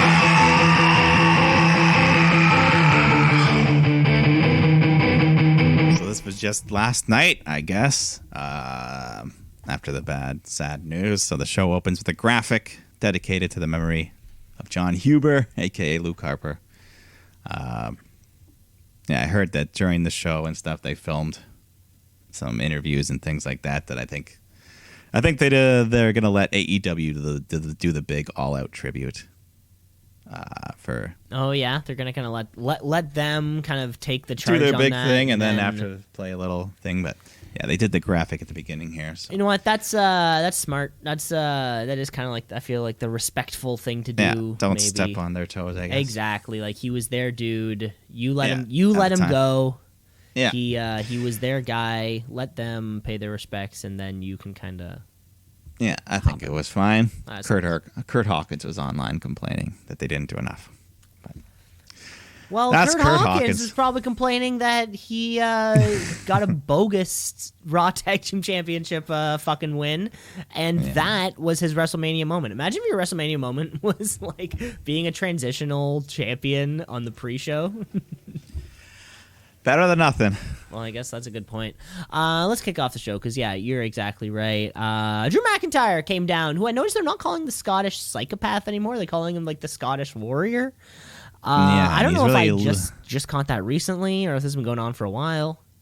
I think since he started wearing the kilt every week in the Okay. sort. Yeah, I don't, really I caught don't on. think he needs the thing every week, but whatever. Who knows? I don't know. But anyways, he's cutting a promo about his wild year, and he's going to be facing either Sheamus or Keith Lee next week. So those two men come out to interrupt and give their little piece. Keith Lee doesn't trust Drew anymore after he gave his word about Sheamus, and he bro-kicked him. So anyways, Sheamus bro-kicks him again, and that leads right into the match. Keith Lee versus Sheamus. Winner gets a title shot against Drew next week, which is the Raw Legends Night. Raw Legends Night. Yeah. Do you like guys like Hulk Hogan? Well, come watch the USA Network next week at 8 p.m. where the Hulkster is going to be there. Among many others. I could not be more excited. Sheamus, has got the advantage early on. This match was just heavy hitting, lots of stiff strikes, just slapping each other in the face, in the chest, all over the place. Eventually, Keith Lee hits a spirit bomb, gets the win. So, getting a big title shot next week And I don't want to jinx it, so I'm not even going to say it. When it comes to Keith Lee and was nice. It was his push or pull, if it were. Yeah. I do But like hopefully- they kept that Spirit Bomb super clean. Or like, Yeah. he didn't hit one until that was kind of like his actual finisher, and no shenanigans. Like, this was so nice to see. Yeah, just a nice win, and hopefully they'll do the same thing, or not necessarily win, but just let him have a nice match next There week. wasn't a single shenanigan. Yeah, I like it. It was so nice. An Irish without shenanigans. Who would have thought? Who'd have thunk? Then we get The Miz taking on Grand Metalik some in a reason. rare singles For match. some reason. Well, he looked great. I mean, anytime you give these guys a chance, they look good. But, yeah, he was high-flying, hitting moonsaults to the floors. He's on a roll. Miz tries to hit him with a power bomb, but he just rolls through that, tucks Miz into a pin, holds him down for the 3. So, big win for Metalik. Yeah, this was weird. Who knows if it means anything. Probably not. We go backstage where Elias and Jackson Riker are hanging out, trying to play guitar, when they're getting an angry knock on the door.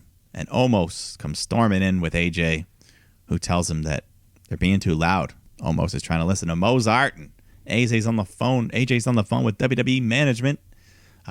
Tells Elias, "You're not Johnny Cash, you're Johnny Trash." And Omos does his awesome laugh. He's like, oh. I love his. Omos is. I'm really liking this Omos. He's so simple, but just so he's nice. so sad. He's lovable. He's a lovable giant. Lovable giant. Everyone's getting hot though. They're all yelling. So eventually, AJ challenges Elias to a match. Then we go to singles action. Shayna Baszler taking on Dana Brooke, who's looking pretty good these days. You know, getting better all the time. But Shayna's just working over her arm. At one point, Dana does this new like little spinning neck breaker move. Pretty cool. Yeah, she did it on Nia Jax, I think, a couple weeks ago. Well, it looks a lot better when she hits it on Shayna. So soon after, though, Baszler hits her with a big knee to the face and the Kirifuda clutch to get the tap-out win. And then I think after, Mandy checks on her and she gets knocked out as well with a Kirifuda clutch. Classic Mandy. Sexy Get muscle knocked out. friends get knocked out. Mm-hmm. They need to go with that. They need to roll with that. Start Where's wearing the shirt? shirts. Do they have Yeah. a shirt? They need one. Like sexy muscle friends, and then like with arms doing the muscle pose on the letters, you know. Yeah, I see it. I can see it. www.shop.com. Use 15% off. Yeah. We go to Alexa's Playground, where she's back in the ring, swinging on her swing set. She still hasn't seen The Fiend since TLC when things got heated. Maybe he's waiting for Legends Night. Or maybe he's waiting for Orton to come back to my playground. So Orton does come out. Well, first his music plays, but he doesn't appear, so Bliss is sad. But then the Firefly Funhouse appears on the screen. And Randy Orton's in the Funhouse, and he starts beating up the puppets, kicking Huskus over, throws Mercy into Abby. Then he asks Alexa, if you really think The Fiend is coming back for you, and if he does, I'll show you how sick I truly am by making sure he's got nothing to come back to. So I guess implying he's going to harm Alexa. And then he rips the head off of poor Ramblin' Rabbit. And that was the final straw. So Bliss challenges Orton to face her in the ring later tonight. Orton says, okay. Mike, you're gonna hate me for saying this. Okay. What is it? This didn't land with me at all. We've brought the Firefly Funhouse into the ring. We've adjusted the tech. No, that was Alexa's Playground. Sorry, Alexa's Playground. Sorry. Like prop guys brought it out. We've turned off the screens. It felt, I don't know. I don't quite know what's happening here. And Randy Orton felt like not confident in whatever the hell he was talking about. Like Alexa Bliss had a microphone like piped to her, and Randy Orton was still like being awkwardly filmed backstage. He's never been an A-list actor. But He's in The Marine 2. but let's just move. What I'm saying is, if Bray Wyatt's coming back, like the mystery potential return of him, like if the segments continue to be this awkward, there is one more segment to come back. Who's making it awkward, though? Randy Orton? I feel like they're both. I don't quite know. Yeah, We'll- I don't know. we'll I'm figure still it out. on board We'll with figure it Bliss. I like her contact lenses. I can't quite make out what they are, but they're cool. I They're think like just this contact jagged looking eyes. Oh. Huh? I said I think they're just contact lenses. No, but they're like more than like it's not just a simple color. There's like little Right. weird specks and shit on Of it. course. Like I don't know, graffiti. Anyways, AJ Styles taking on Elias in that match we promised you. Both men with their big men in their corners. You know what? I gotta say, this was probably one of Elias's better matches I've ever seen of him. Just going at it with AJ, looking good, hitting some cool moves. Little top rope, tight rope walking Meteora. I think at one point a TKO as well. But anyways, eventually, AJ hits the phenomenal forearm, gets the win. But yeah, I really thought this was one of Elias's better matches. Yeah, maybe one that actually stands out to this point. Way to go, AJ Styles. Way to go. Of course, yeah. Classic can do it AJ with Styles anyone. match. That's what this was. Then Ricochet is taking on Mustafa Ali. This is what they've been building up to. He's been taking on all the Retributions. Some nice fast-paced action going on. Of course, all the Retribution members trying to interfere behind the ref's back. At one point, Ali hits a big splash off the top rope right onto the floor. Onto Ricochet. Nothing to break the fall. That's got to hurt. But then eventually, soon after, Ricochet hits this new finisher of his, I guess, called the kickback. But then Mace just drags Ali out of the ring to break up the pin. And then members of Retribution surround the ring. So Ricochet just starts going after them one at a time. He hit this like tornado DDT on T-bar onto the edge of the ring. But totally missed scared the the edge shit out of me. Totally missed the edge of the ring. Yeah. Did it look like he just like fell on his head to the floor? Yeah, it looks like you kind of meant to maybe try to spike him on the apron, but then just the landing missed looked the scary to apron, me. so he went straight down, and he was down, but I think he's okay. I was scared. But anyways, he starts taking out all the other guys, goes back into the ring. He's got Ali set up for a big shooting star press, but then Mustafa gets his knees up, follows up with the Koji clutch, and Ricochet passes out, giving the victory to Mustafa Ali. And, Retribution. I've been saying it. They've been on a roll now for like a month. They're finally getting it right. And then afterwards, Ali gives Ricochet one more chance to join the group, and he says, I will not join. Yeah. The classic pause before the knot. Mm-hmm. Then he hits the recoil and runs off. But I like it. I'll say it again. Retribution, the past month or so, they've been doing what they should have been all along. They're getting wins. Each member has gotten a win now. Finally, and maybe not quite above 500, but they've got something in the column. I mean, it's come at the expense of Ricochet, but hopefully he'll just join the group at this point. He either has to join the group or just go the fuck away. Yeah. It's like Cedric win the Hurt Business. He joined. Yeah, he joined. It worked for him. Yeah, look where he is now. He's a champ. Yeah. Anyway, Charlotte Flair is taking on Nia Jax. Nothing special here. They just have to do it because of that injury angle 6 months ago. Famous anti-masker Nia Jax. Nia Jax. You got to address her by her full name. Anti-masker Nia Frozen Jax. face. Nothing special here, though. It's a Nia Jax match. They go back and forth. Charlotte's got the figure 4 locked in, but then Baszler jumps in, attacks her, locks in a Kirifuda clutch, so there's a DQ. But they're still hanging around. Nia Baszler, so maybe one more title shot for them. I don't know. Yeah, it was a long match, too. I don't think the Irresistible Force can kind of perform for that long. At least when Lana beat her, it was like in a minute. Yeah, but the same thing. Charlotte needs to come back, kind of like warm up to whatever's next for her, and obviously she's gonna get pushed in a direction. We're not sure which, but she's getting pushed in one of them. Yeah, but let's go to Mall 8-man tag. New Day and Hardy Bros taking on the Hurt Business. So just your standard big multi-man match. Everyone's getting their moments, flying all over the place. Xavier had a nice little tribute to Brodie Lee at one point when he did his little taunt with the discus lariat. And then eventually the whole thing is just chaos, bodies flying everywhere, until eventually Lashley and Hardy are in the ring. Lashley gets the Hurt Lock, and Jeff Hardy taps out, so Hurt Business win. I have heard that the Hardy Bros they did file the trademark. I did hear that. Yeah, so, I mean, it is what it is. I don't see them winning the titles or anything too soon. But No, whatever. maybe I think Matt Riddle needs to get around this U.S. championship. I think maybe if we're looking for someone to two that could be former MMA fighters, they can kind of sell that angle, I think, and Yeah, and that could actually be pretty interesting in the ring. yeah, no, it really could haven't be. seen that. I Really don't think could we've be. really seen And them. Shelton Benjamin, I don't think has had anybody. Sorry, not Shelton Benjamin.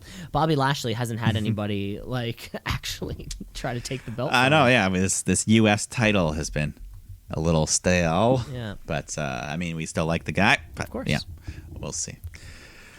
Then we go backstage where Miz and Morrison are just sitting on the stairs looking glum.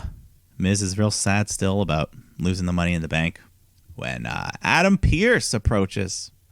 He's got the briefcase in hand and says, "You know what, Miz? We looked into it. You are absolutely right. Only the holder of the briefcase can cash it in, and Morrison was the one who handed it to the ref. So here you go." And he returns the briefcase to the Miz. I love it. They freak out and celebrate Mizmo. I'm happy. Just like well, I think we addressed it. The question was asked, right? John Morrison was Yeah. the one to cash it. Maybe it didn't actually count. Yeah. And they're going with it. And hey, that's a fair point, and I like it. You can't do the fake out too often, but in this case, I like it because you didn't waste the briefcase. In this briefcase, you like it. Exactly. So Miz still has 5 months? He's got till May. So hey, we'll see. But let's go to the final segment of the night. Alexa Bliss comes out to the ring for her challenge to Randy Orton. She's looking very stern. So Randy comes out, gets in the ring, but Orton just says, "Where is he?" She says, "This isn't about him, it's about me." And she goes outside and brings a wrapped up gift into the ring, unwraps it to reveal a can of gasoline and matches. And she just goes over them and places them at Orton's feet and challenges him to do to her what she did to the Fiend. And then she just lays down in the middle of the ring. But Orton just stands there, doesn't do anything. So she goes and grabs the gas and just pours it all into the middle of the ring, and a little trail leading over to Orton just stands there. So all he has to do now is just light the match and drop it, but he won't do it. So she just pours more gas, bigger circle, says, "You don't have the guts. You say you're sick. You say you're demented, but you're not.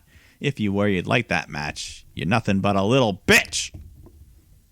Which some people say was another Brodie Lee tribute. Another Brodie Lee. Doesn't he tribute. say that on BTE a lot? Call people little bitches? Yeah, he says a lot of things that the WWE network, Profanity. that cable could Little certainly not air.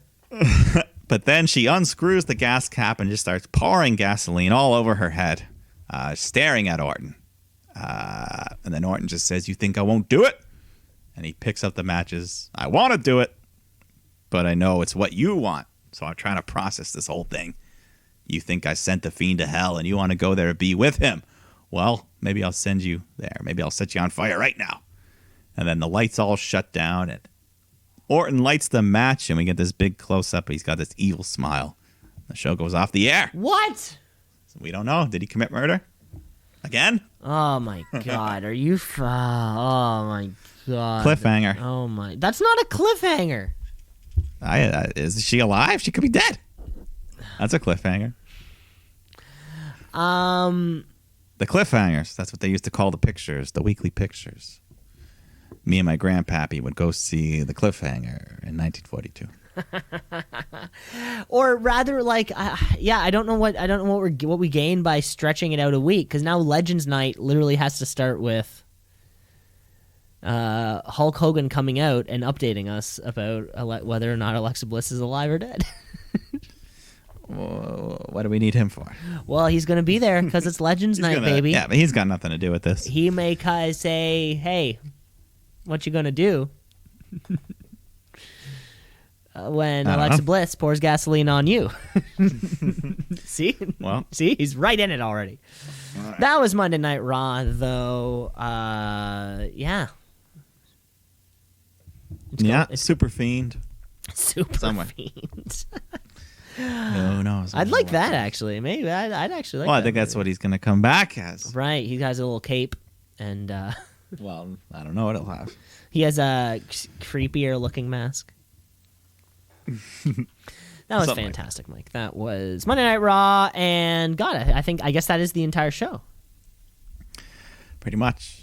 Pretty much. That's exactly right, because of course we only have one more thing. That's the wrestler of the week. It's the wrestler of the week, of the week. The wrestler of the week, of the week, of the week. The wrestler of the week, of the week, of the week. The wrestler of the week, of the week, of the week. The wrestler of the week. Mike, who's your name? Who's your Well, number? I'll just give it up to Mr. Brodie Lee in honor of everything he's ever done for the industry and some great stuff, some great matches. Then the dog collar match. What a great final match to have if you have to have one. It was a good way to end it with Cody and that 20-minute classic, whatever it was. Brodie Lee. Brodie Lee, Mike, I'm going to have to go with you on this one, of course, for all those reasons that you already said. Yeah, you know, your last run was a fucking title run against the Cody Rhodes, and the dog collar match. It was bloody. It was fantastic. So I'm giving my wrestler of the week to Brodie Lee. Also, there you go. There we go. And that's all the time that we have here for That the week. was- Of course, the next time you'll hear from us, I think it'll be the Shooties. Yes, it will be the Shooties. I don't know how we'll deal with the Wednesday, if we do before or after. I mean, the odds, the odd. I mean, although we have said before, you know, yeah, we have to include every single category and every single match, every single possible thing. However, the odds of like the match of the year happening on this New Year's Evil and then Dynamite. I mean, I'm not saying it couldn't happen. I'm just saying the odds. Yeah. That's all. But I'm saying. That's all I'm saying. we'll find out. Next time you hear from us, though, might just be the Shooties, and thank you for listening. Podcast, rate, review, like, subscribe. Of course, the show is everywhere, and get your tuxedo ready, Mike. I cannot wait. Cannot wait. I'll top the bill. I'll overkill. I have to find the will to carry on. On with the show. Show must go on.